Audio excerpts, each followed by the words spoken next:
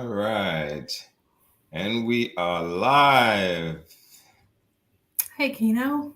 Hey, Janelle, how are you doing? I'm good. It's Friday.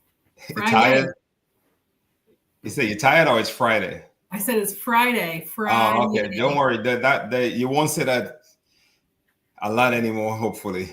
Because you be like me, that just be another day. Yeah. Just another day.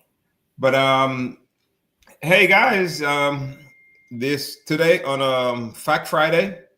Like I say, every Friday I try to bring somebody from the real estate world to give buyers and sellers some information that can help them um, be better.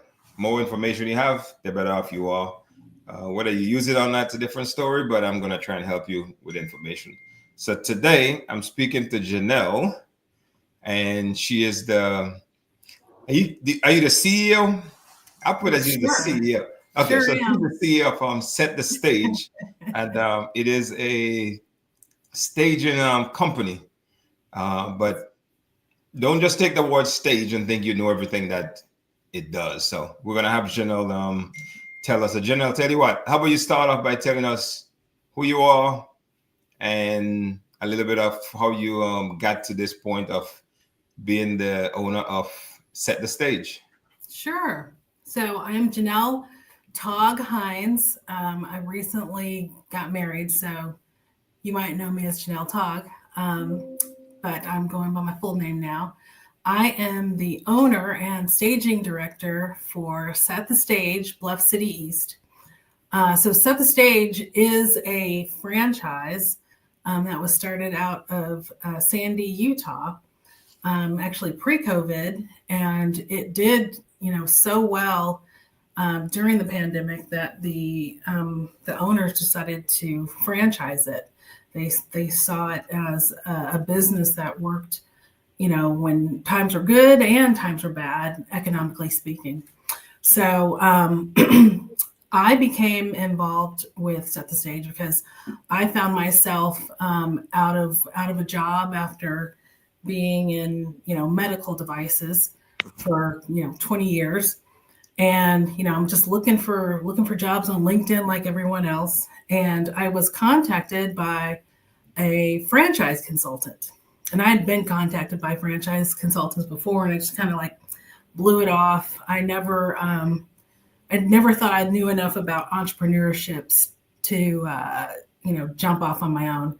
But this franchise consultant said, "Hey, Janelle, you're not obligated for anything. I just want to know your story." And when I started to share, how much I felt capable in the line of work that I was in, but not terribly excited about going back in there and doing the same thing, he said, "You know what? You sound just like I did when I decided to join a franchise. Let's look at some franchises, in different areas and see which one might be the best for, what you want for your life, what you want from your family." And I've looked at probably 7 different franchises, from home health care to, staging with this company. And I never really considered this, but all the other franchises that I looked at were, they were needed, they were necessary. I thought I could make money, but this one looked like fun with a purpose. And I just kept finding myself drawn back into the kind of work that you do, where you create beauty, you create comfort. People are excited to see what you've done, and like I said, I just found myself going back and just checking out Set the Stage one more time, and then going down that road. When I was younger, my dad and I used to go visit homes. We went to a lot of open houses, and I just remember as a teen, looking at all these houses and kind of imagining what it would look like when if I had lived there, and imagining these beautiful spaces. So I'm excited about this franchise and what we do. So that's kind of how I found myself here at Set the Stage, Bluff City Oh, East. cool. Sounds good. A nice little journey there. Um, Yeah. that's cool. All right. So let's get into this. Whenever anybody hear about staging, the first thing we think about is decorating. That's Mhm. over here. You take some furnitures, you put them in a house, you put a lamp in the corner, and that's what, including myself, before I got into real estate, is what we can you tell us a little bit about really what professional staging really is? Okay, sure. So, professional staging has a purpose and has an objective. First of all, it's a marketing tool to showcase living spaces for their maximum visual appeal, function, purpose, and use. It's staging is not um, design or interior design for daily living. And so there's a difference between, what an interior decorator does. Right. They're working on the hard surfaces, sometimes architecture, as well as they're catering to that homeowner, the homeowner style, because they want to live there. They may want a purple wall with a polka dot couch, Right. and that's not what staging is. Again, it's a marketing tool to showcase a home so that it will sell faster, and a lot of times for more money than an empty space. Okay. So in your line of business with Set the Stage, we're probably Mhm. going to know about what you do in the house, what we see. But technically, how can you help a seller even before they put the house on the market? There's some things like, for example, let's say a seller call and say, you know what, I'm interested in staging my home. I've Mhm. already talked to my agent, blah blah blah, and then you go by. And what are some of the things that you can help them with Yeah. before you even put a lamp in a corner? So I guess there's two kinds of staging that goes on. There's vacant home staging and then kind of enhanced staging when somebody's living there.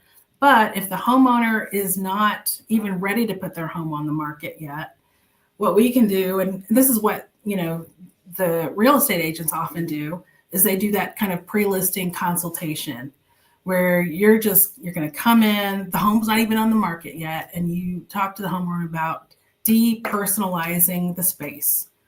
First, you want to depersonalize, not because you're not a beautiful family, but if your pictures are all over the wall and your kids' artwork is all over the refrigerator, it's hard for someone else to visualize themselves in that space.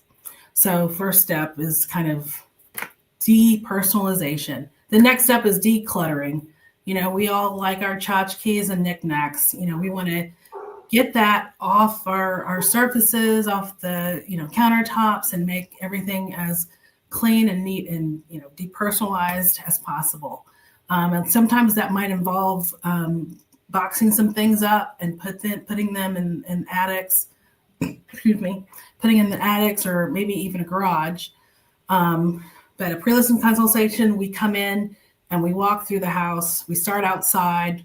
We look at the lawn, the maintenance, and say, hey, there's anything that can be cleaned up. You want to make something as visually appealing as possible. So decluttering, depersonalization, cleaning up, making sure there's not too much furniture in the space so someone can, walk through. The pathways are not blocked in a home. Make sure the blinds are open, the lights are on. Anything that needs to be repaired or anything that needs to be addressed from a maintenance perspective too can be done. So that's a pre-listing consultation. So if Okay. someone wants to list their home with all their own furniture, we can take kind of that off the realtor's hands or broker's hands and come and do that gently. A lot of times, moves and things like that come because of death or relocation or downsizing or whatever. So we really want to understand what's motivating this change, and walk alongside the homeowner while we make sure that their space is as nice as possible. Cool. Yeah, because as an agent, sometimes we go into a space and we see all the different things. We see a house that has too much furniture, stuff all over the place. And sometimes we go into a home that's totally empty. Yes. And I personally think the average person, Uh-huh. including myself, can't really see what that space looks like with furnish, how much you can, stuff like that. So definitely when you walk into a home that is staged, especially professionally staged, even a home that just has furniture in it already, it really makes a difference. That some people might like that wide open space that they can see, that take a look, and they have that the ability to visualize it. But I personally think the average person do not, and I'm the average person. Well, let me tell you this. So, my house, I am moving out of my house after all these years. I've already moved out, but my furniture was still in there. So when I finally took everything out of there and I was just kind of taking pictures of the empty space, I couldn't tell how big it was from looking at the pictures. Right. It's just a big empty space, but there was nothing in it to give it any scale and perspective. Right. So, aside from the doors, which, everybody's got doors and windows, I couldn't tell, I couldn't tell how deep the room was or how wide the room was, because there was nothing else in that space to give it perspective. Okay.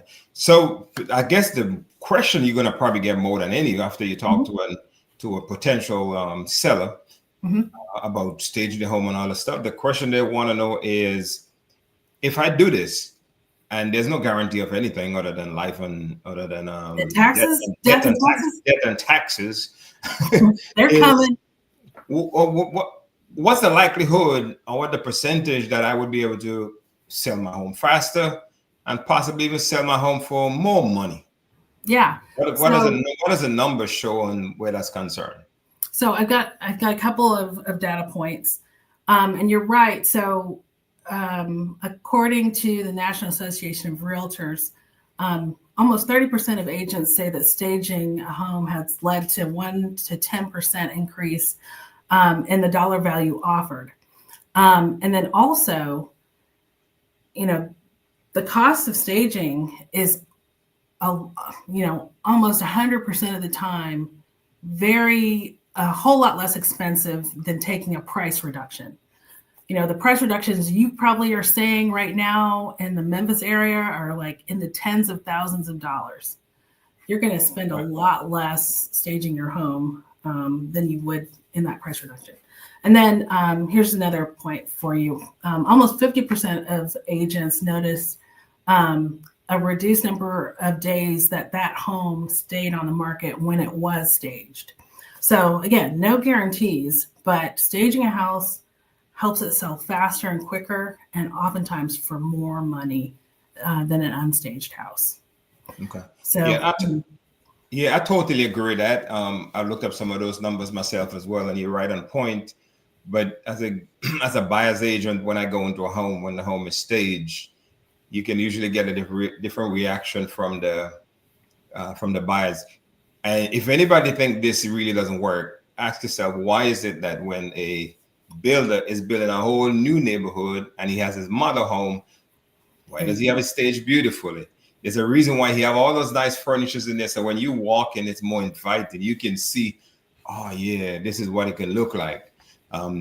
So that's it. It definitely can give you a good return on your investment. Again, nothing is guaranteed, but you don't do things because they're guaranteed. You put yourself in the best position to get the best outcome. And that's what something like staging will do for you. Just selling your home faster and for more money. You're right. And I mean, those points, and then everybody likes to be able to visualize themselves in a space.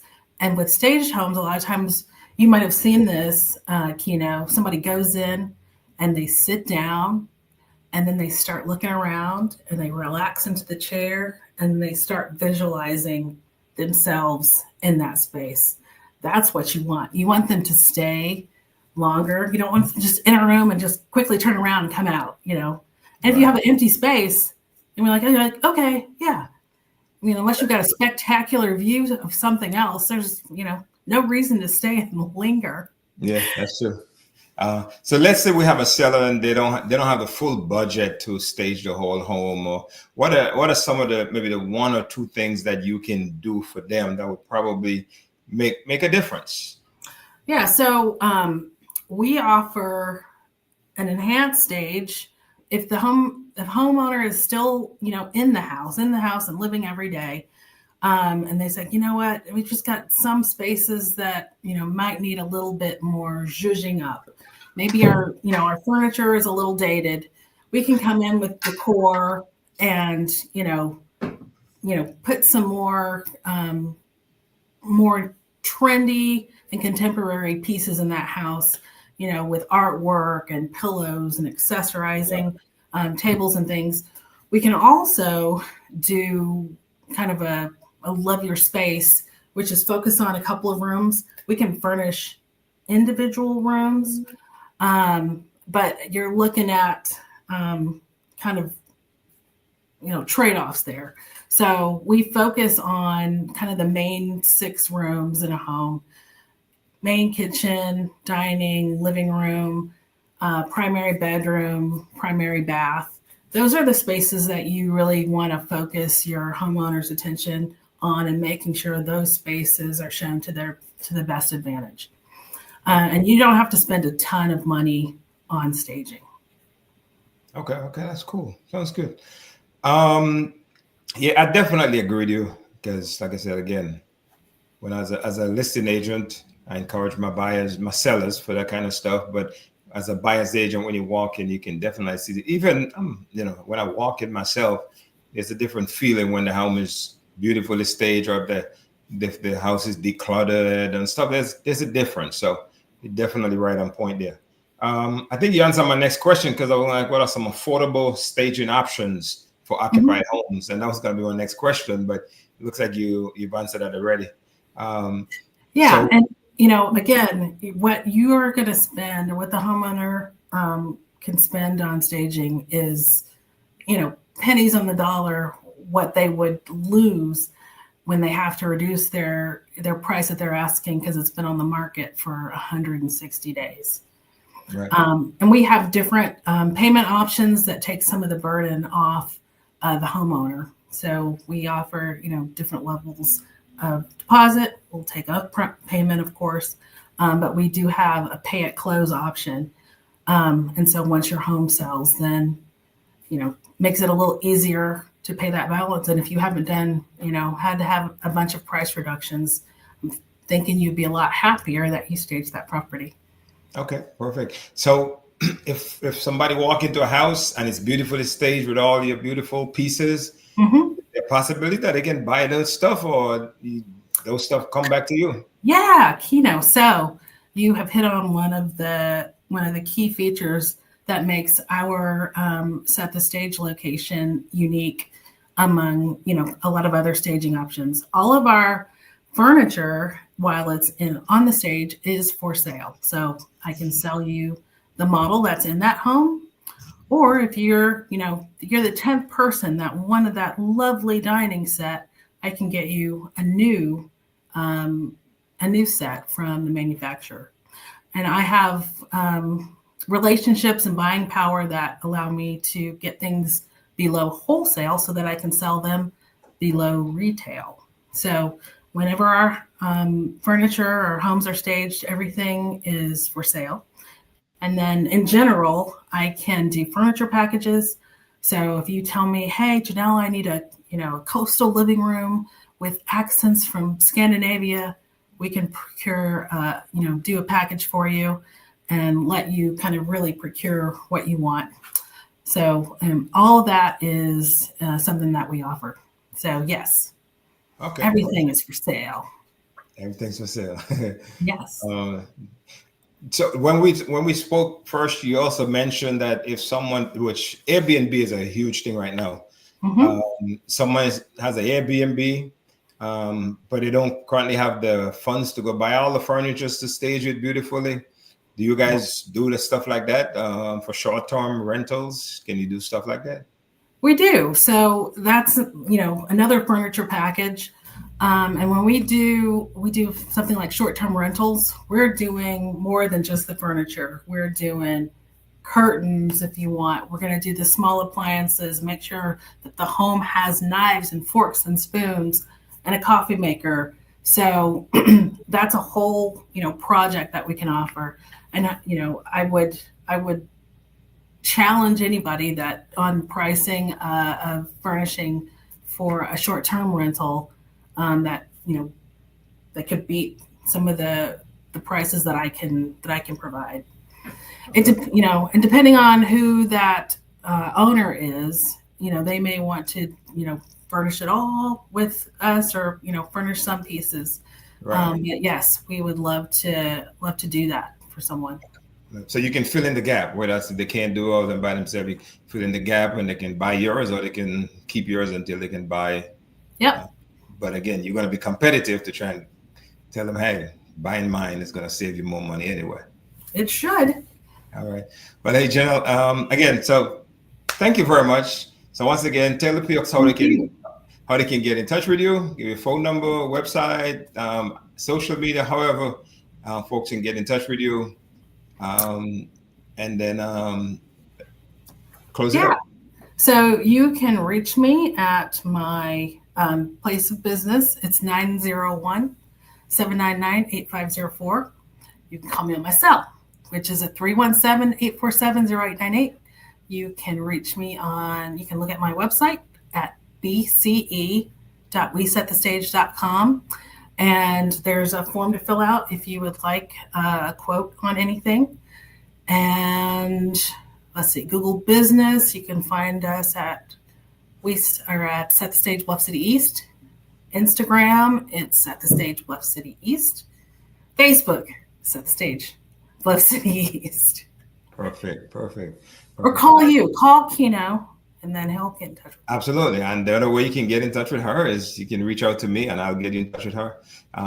As you get, all my social media is Keno Spring. Everything on social media, you can find me at Keno Spring.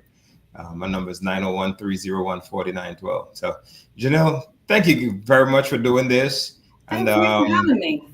Say it again. I said thank you for having me. Hey, no problem. Like I said, my goal is to always every Friday bring something new to folks that can help them in the real estate world. As I say, I try to make real estate simple, strategic, and stress-free. So that's my goal. So thank you very much, and look forward to seeing you stay in front of these homes soon. Okay. I do too. Thank you, Janelle. Thank you. Have a good Friday. Right. You too. Bye-bye. Bye-bye. Hey guys, thank you again very much. This is my goal. On Fridays, I bring you information that can help you in the real estate world, whether you're buying, selling, investing, and truthfully, if you just want information because you are getting ready to do so. And I say this, and I've always said, and I truly, truly mean it. If you're not ready to buy, you're not ready to sell, give me a call. I'll answer any questions you have. If you're under contract with another agent, there's limits to what I can talk to you about. But other than that, you don't have to sign nothing with me for me to provide you with information. Okay. Thank you very much. And I will see you next Friday. I think next Friday, I might have a really, really good guest for you guys. So take care. Bye-bye.